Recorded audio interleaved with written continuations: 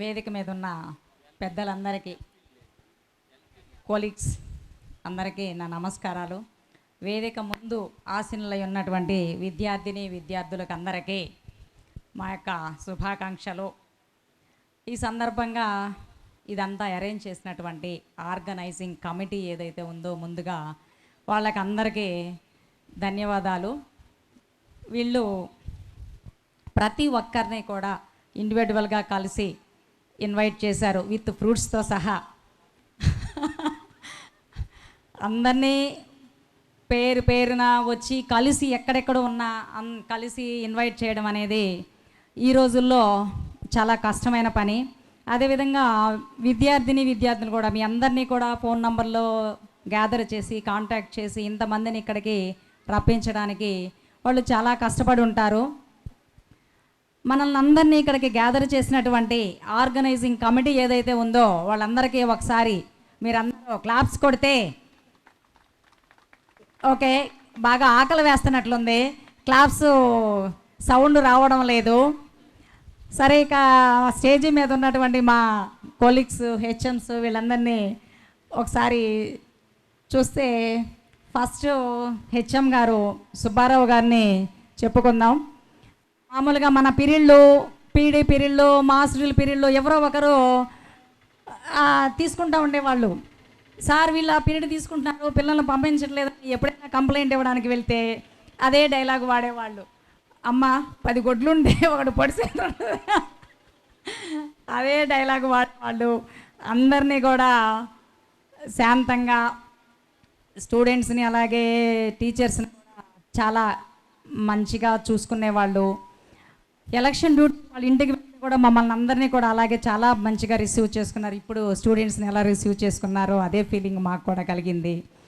తర్వాత కేఎస్వి ప్రసాద్ గారి గురించి చెప్పాలి అని అంటే, ఇప్పుడు మైక్ నాకు లాస్ట్లో ఎలా ఇచ్చారో ఫస్ట్ నుంచి కూడా అలాగే ఇచ్చేవాళ్ళు. ఫస్ట్ నుంచి మైక్ లాస్ట్లో వచ్చేది నా చేతికి.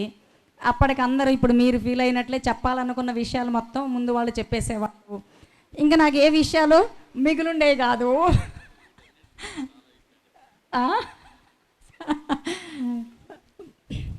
సరే, ఈ పాఠశాల ప్రధానోపాధ్యాయులుగా చేస్తున్నటువంటి చలపతిరావు గారికి కూడా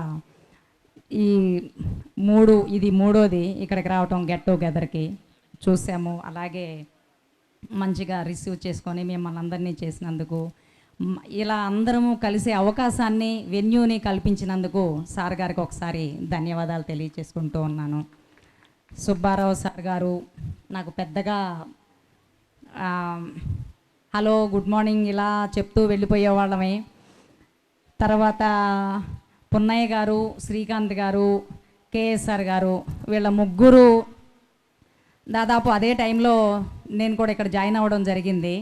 ముగ్గురు కూడా అన్ని విషయాలలో సపోర్టింగ్గా ఉండేవాళ్ళు.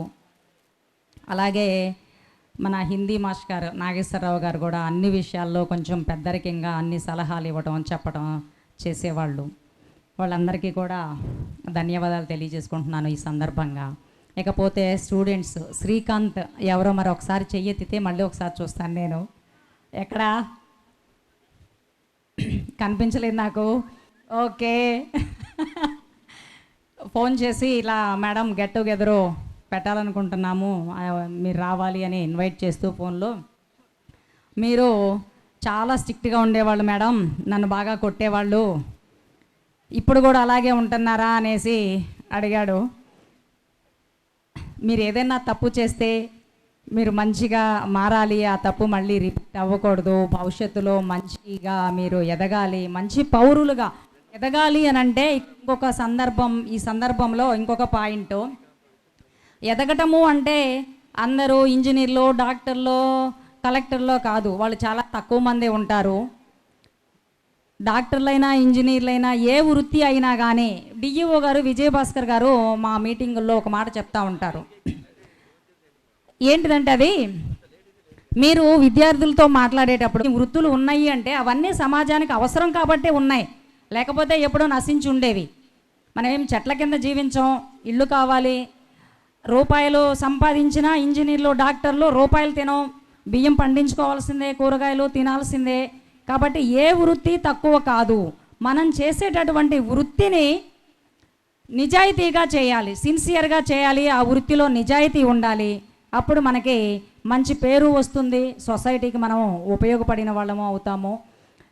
ఓకే, ఈ అవకాశం ఇచ్చినటువంటి ఆర్గనైజింగ్ కమిటీకి మరొకసారి ధన్యవాదాలు తెలియజేస్తూ